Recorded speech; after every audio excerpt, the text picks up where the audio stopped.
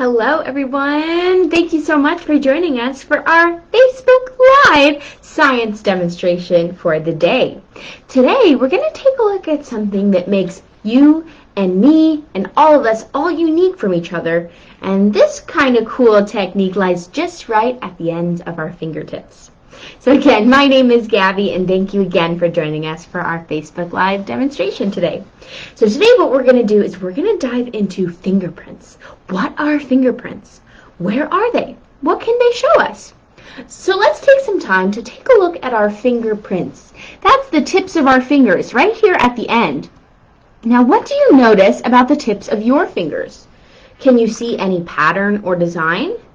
Can you see any shapes or lines?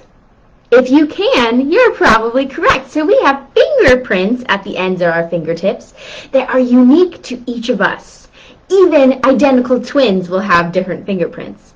So in a crime scene investigation, forensic scientists, the scientists who help solve crimes, can use fingerprints to tell who did what and why and where, and we can help use this as evidence. So we're going to learn today how we can take a look at our fingerprints and how scientists find fingerprints at crime scenes. So our fingerprints are very, very small. They're hard to see. It's kind of hard to see those small lines to try and find what shapes we have. So a cool trick that you can do is if you grab a balloon and a black marker, we can make some prints and blow them up for size. So go ahead and outline your finger in black marker and make a nice firm print on your balloon. It should look like this. Now this looks a little murky, still kind of hard to see. What we can do is we can blow up our balloon and we can see all of the lines in it a little bit clearly. I don't think it's focusing very well, but we can take a look at the shapes on our fingerprints. Now as you all do that, take note of what patterns you find. Most people will have three main patterns. Either a loop, kind of looks like a teardrop, a whorl, a nice circle motion, or an arch, kind of like a rainbow. Now, even though we have these three main patterns, they're still very different. There's different tiny details in each little line. Maybe you have an island, which means a little line stops suddenly, or a fork in the road on one of the lines on your fingerprints. So now that we know a little bit about our fingerprints, let's dive into our experiment. What kinds of fingerprints did you all have? I'd love to see them in the comments below. If you have an arch, a whorl, or a loop. All right, so in order to lift fingerprints, sometimes they're left behind just on accident. So we have oils on our hands that can get left on something like a glass. So even though this looks like it's completely clean, there's nothing on it, there's a very small fingerprint that's almost invisible. Now these fingerprints are called latent prints. That means they're invisible and left behind. So I left one earlier. Let's see if I can find it right here.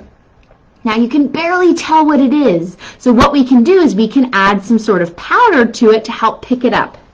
So you can do this experiment at home if you have graphite, like from a pencil, or if you have cornstarch, another fine powder, and a brush. So I'm going to take my brush here. We're going to dip it in just a little bit of this black powder. You can always add more powder, but you can't take away. So you just want a little bit. And we're just going to lightly dust our glass, or you can use a can, something that's kind of smooth that can help us leave prints behind. Now, prints can be left behind on things that are not smooth, but for our experiment today, it works the best. All right. So now that that's added, you might be able to start seeing it a little bit easier. Can you kind of see that fine black powder? So this has stuck to the oils in our fingerprints. Now, in order to take this off, what we can do is take a piece of clear tape, I'm using packing tape, and place it on the fingerprint carefully. And then gently rub on the tape to pick up that powder. So we're kind of making a copy of the fingerprint that was left behind. Let's see how it worked out. So now I can gently remove this. I'm going to stick it onto a piece of white paper so you all can see it a little bit easier. But take a look at the fingerprint we just lifted. Now the one in the middle is the fingerprint, so that is from my thumb. Now the other parts may be other fingerprints, but they can match this and figure out what kind of fingerprint it was and who it came for. So So that was latent prints. Again, those really cool invisible fingerprints that we leave behind on a lot of different things. Go ahead and try that one out at home, and let's move on to our next kind of fingerprint. This is called a patent print. So this is when there's some sort of contamination like paint. Now, if you put your finger in paint and press it on something else, do you think it'll leave a print behind? Let's find out. So I'm going to take a little bit of paint on my paper, and we're going to kind of leave that in. I'm going to take a dip with my finger. So you can see if you accidentally get into something like paint and it gets printed on something else, it might also leave a fingerprint behind, a clue that forensic scientists can use to put these pieces of evidence into one spot together.